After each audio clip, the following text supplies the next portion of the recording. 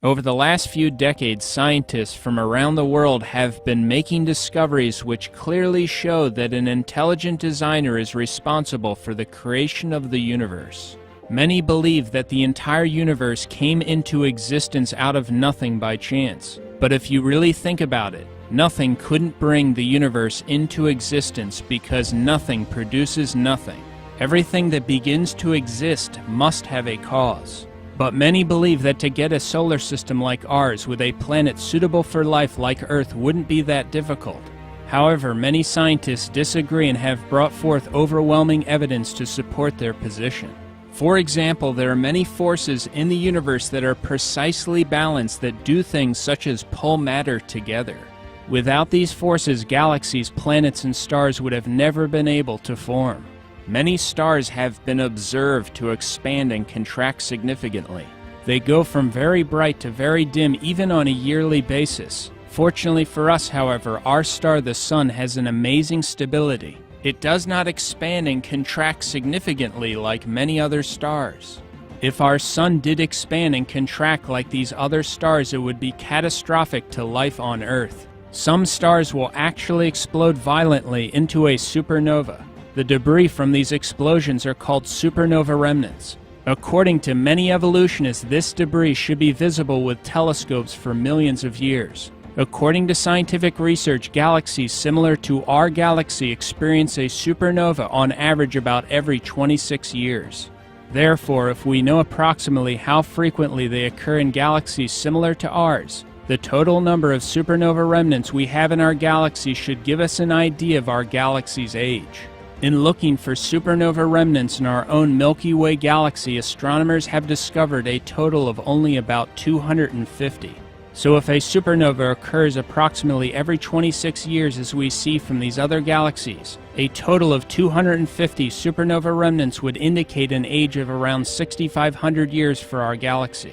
That's almost identical to the Bible's indication of how long our world has existed. Such a small number of supernova remnants points to an extremely young galaxy, definitely not billions or millions of years old, but rather thousands of years old. To put it another way, if evolutionists were correct about the age of the Earth, we would see tens of thousands of supernova remnants in our galaxy, not about 250. In order for us to exist on Earth, our Sun had to be a star with just the right mass and temperature. Not too hot or too cold. Our Sun generates a perfect amount of energy for life on Earth. The Sun releases more energy in 1 second than mankind has produced in all of human history.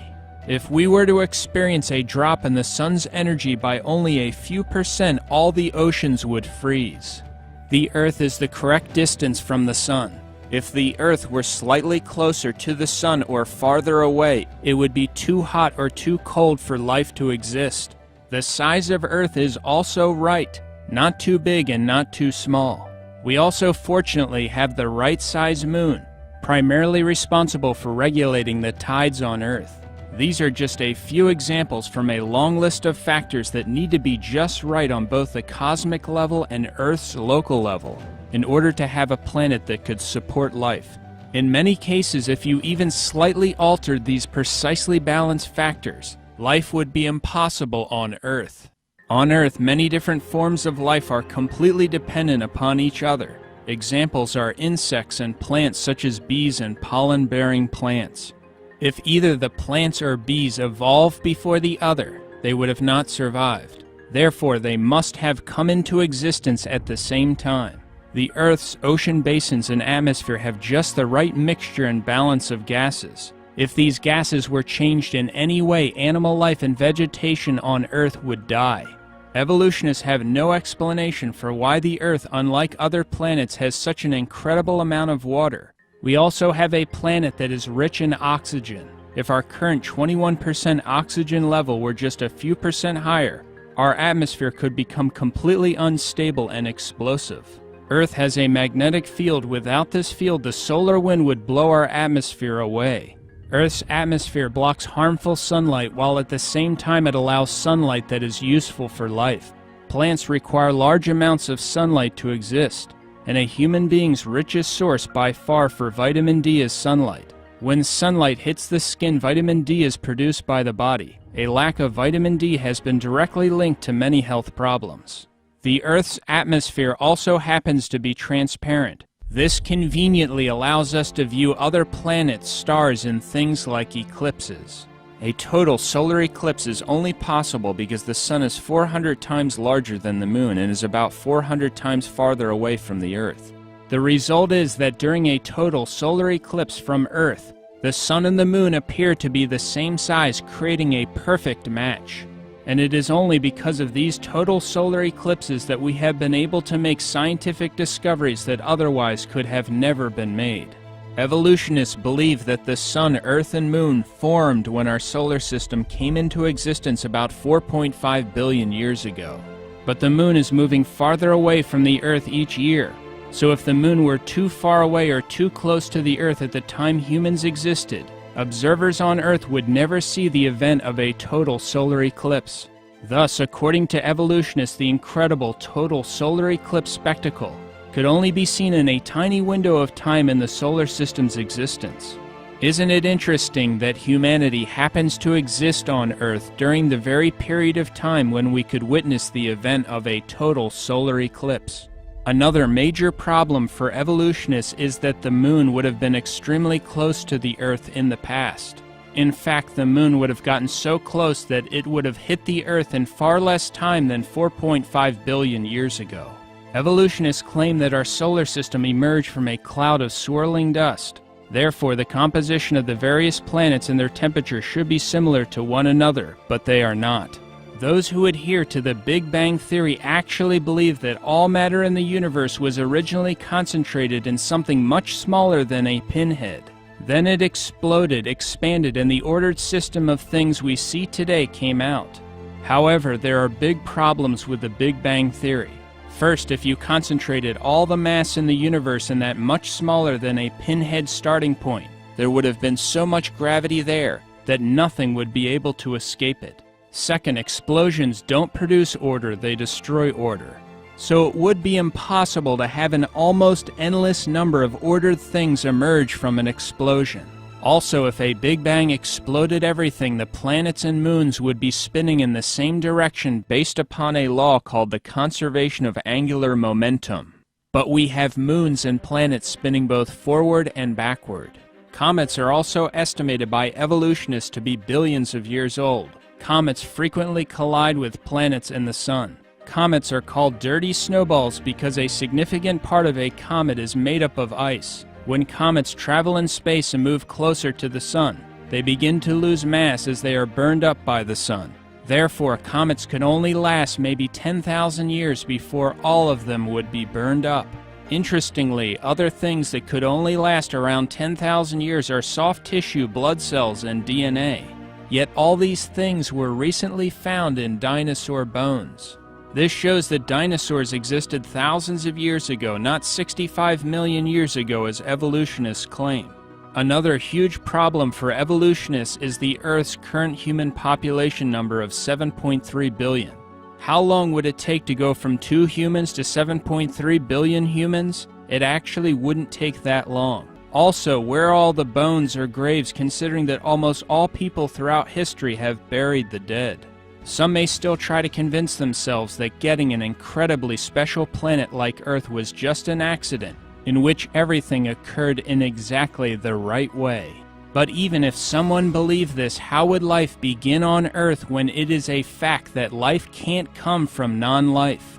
All living things on Earth are made up of cells, so what are the chances that even a first cell could have accidentally formed?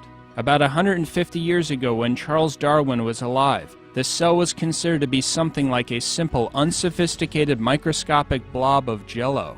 As a result of recent discoveries, however, we now know just how amazingly complex these extraordinarily small cells are. The adult human body contains 100 trillion cells of various sizes. 10,000 average-size human cells could fit on the head of a pin, and every single cell contains information equivalent to about 4,000 books. The information for all the cells in one adult in book form would completely fill the Grand Canyon more than 75 times. The cell is similar to a supercomputer but microscopic in size. The cell could also be viewed as an amazingly miniature city, with an elaborate network of connected assembly lines with numerous molecular protein machines, carrying out different tasks which make the cell work. For example, in the cell there are little molecular trucks that travel over microscopic highway-like structures carrying materials around the cell. One example of a molecular machine in the cell is the flagellar motor that some bacteria use to swim. It is a molecular rotary motor that has a whip-like tail that can operate at up to 100,000 revolutions per minute.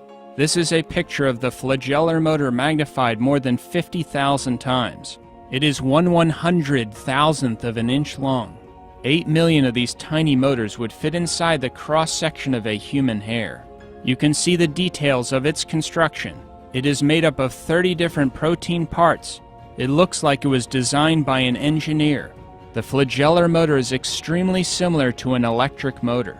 Rotating forward and backward, the flagellar motor drives a bacterium through extremely sticky liquid conditions. As a result of the flagellar motor, a bacterium's top swimming speed is estimated to be the same as a human swimming at 60 miles per hour.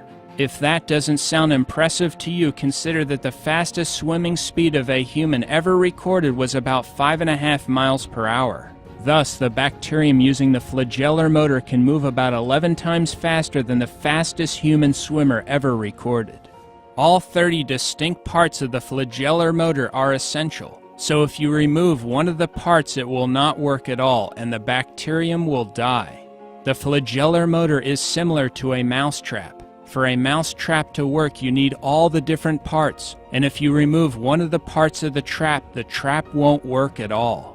The construction process of the flagellar motor requires all 30 different interacting parts to be assembled correctly and placed at the proper locations at the proper time. The construction process also requires instructions, translation, and feedback within the cell at both the beginning and end of the process. If all this does not happen, these amazingly tiny machines or their various individual parts will not be built or assembled correctly. But how would these numerous microscopic machines or parts know where to go and how to build things correctly in an evolutionary system? They wouldn't. It would be impossible. These facts refute and eliminate Darwinian evolution, which is by definition a blind, undirected process without either plan or purpose. Cells are mostly made up of proteins. A typical cell uses thousands of different kinds of proteins.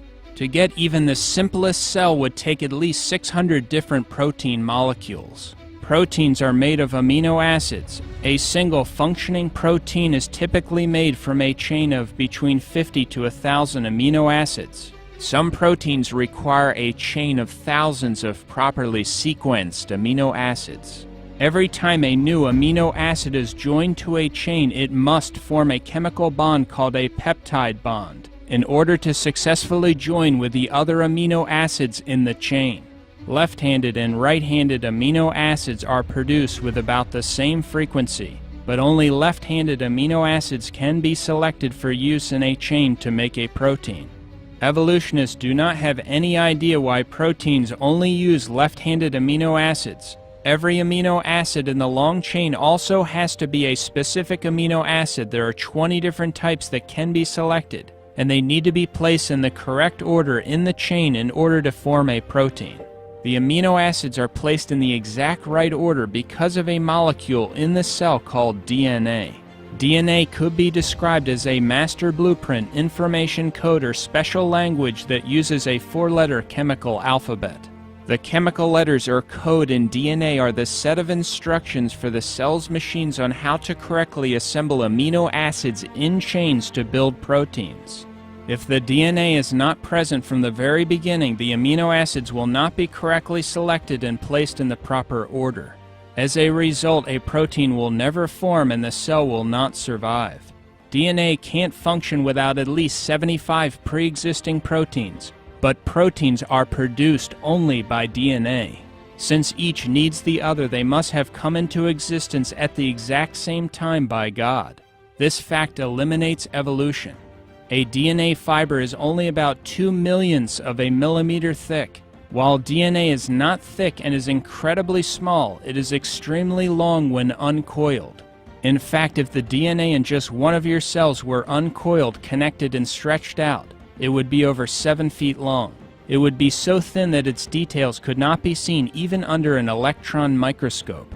If all the DNA in your body were placed end to end, it would stretch from here to the moon more than 500,000 times.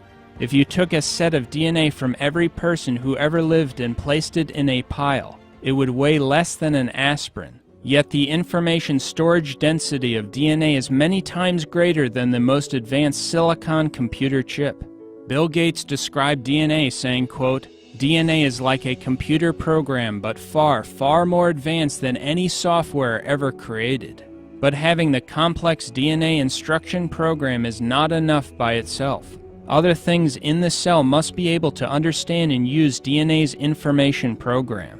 In other words, the highly complex DNA program is actually worthless unless you also have a system inside the cell that can understand the DNA language. To understand this better, imagine that DNA is a complex CD or DVD disc. But if you don't also have a machine or system that can read, understand, and utilize the information on the disc is worthless. Therefore, other things in the cell need to understand and be able to use the DNA information program in order to build things correctly. If not, the cell will die. DNA is able to make an identical copy of itself. God also programmed DNA to detect and correct errors. There are special proofreading protein machines that constantly travel up and down the DNA molecule looking for any errors requiring correction. If any problems are detected, repairs are made immediately. This whole process is incredibly complex. The information contained in DNA proves that life doesn't just consist of matter and energy. It also contains information. Information can only come from an intelligent source that put the information there. Another function of DNA is that it is the program that God uses to build what you look like, your hair color, your height, etc. As mentioned earlier, each adult human body has about 100 trillion cells, but at your conception you were only one cell. Incredibly, you began your existence no larger than the head of a pin. Yet all the complex information that physically defined you and every organ in your body was there, contained in that one cell. Within 1 month of your conception, your eyes, ears, and lungs developed. Billions of new cells formed and your size increased by over 10,000 times. Shortly after the first month, the speed at which you were rapidly growing slowed down dramatically. If it didn't slow down and your speed of growth stayed the same, you would have weighed 3,000 pounds at birth. After 2 months, you were only 3 to 4 centimeters long, still small enough to fit inside a walnut shell. There is no evolutionary explanation for the incredible complexity involved in conception and birth, or even a reason for reproduction itself. Evolutionists believe the amazingly complex, radically different yet complementary reproductive systems for all the different kinds of life happen to develop by chance, completely and independently at the same time. Just a slight incompatibility in one of the two systems would make both reproductive systems useless, and life would become extinct. Also, how would reproduction have happened in the beginning if there only had been a male and not a female? How would reproduction occur without reproductive systems or organs before they, quote, evolved? According to evolutionists, humans evolved from land creatures which evolved from fish. But how would the first fish make it onto land and survive out of the water? How did the animals and human beings survive without having organs, limbs, and other things critical to life as these things were, quote, evolving? Also, not one transitional fossil has ever been discovered that shows one kind of animal evolving into another kind of animal. And the so-called missing link fossils, which some use to argue that apes evolved into human beings, have all been shown to be fully ape, fully human, or fake. Evolutionists also have no explanation for consciousness or for the origin of the immune system. For example, white blood cells attack bad bacteria in our body. White blood cells will actually search out and chase down bad bacteria on seek and destroy missions. In order to do this, they must have the programmed information that enables them to tell the difference between friend and foe. Unless all of this was in place and working from the beginning of life, a requirement that rules out evolution, bacteria and other agents of disease would have won, and we would not have survived. Evolutionists have no explanation for the extremely complex, yet perfect precision in which the body clots blood. Disaster can happen if blood doesn't clot at the proper time or in the proper place. If blood were to start clotting in the wrong place, for example in your lung or in your brain, you could die. If blood began to clot too long after too much blood had drained or didn't cover the entire cut, you could die. If the blood clotting isn't restricted to the cut area alone, your entire blood system could solidify. Evolution has no explanation for blood clotting. For how would your body automatically know when and where to start the blood clotting process unless there is intelligent internal information to guide it? And speaking of blood, what came first, blood or the heart that pumps blood? Did skin evolve before blood? If so, how did it survive? The truth is that all these things had to be completely developed and present together from the beginning in order for humanity to survive. The 3-pound human brain is the most complex and orderly arrangement of matter in the universe. The adult human brain contains 10 to the 14th power. That's 100,000 billion electrical connections. That's more than all the electrical connections and all the electrical appliances in the world. On the back of your eyeball is the retina. It is less than 1 square inch. Yet that 1 square inch contains over 137 million light-sensitive cells, all of which are wired to the brain. The human eye can heal itself and is self-cleaning. The eye also has automatic focusing, enabling a person to distinguish millions of colors. If your eye were off even by a slight degree, you would see double. These facts are just some of the evidence that proves we were created by God. And we find clear evidence of God's creative power and intelligence not only in the design of man, but also in the incredible complexity of animals and insects. This is covered in detail in the video series Incredible Creatures That Defy Evolution. Some believe that the complexity of life in the universe can be explained by the possibility that an alien race created it. But do you really believe that aliens have the power to create the Earth? Or how about something the size of the sun? Over 1 million Earths could fit inside the sun. The sun is also very hot. So how would aliens go about putting the sun together and constructing it? How would they get close enough to the sun when building it? Or move away from it quickly enough without dying after starting it up? The conditions outside Earth and outer space are, according to the evidence, too hostile for life to exist. For example, prolonged exposure to the cosmic rays in outer space can be fatal. Just the temperature extremes in outer space would make almost any form of life either too incredibly hot or too cold. There are also poisonous gases, deadly radiation, gigantic explosions, extreme gravitational forces, and the lack of proper atmospheres and chemical elements for life to exist. Yet a large number of astronomers believe that life evolved on Earth, and therefore, according to them, it must have also evolved on other planets in space.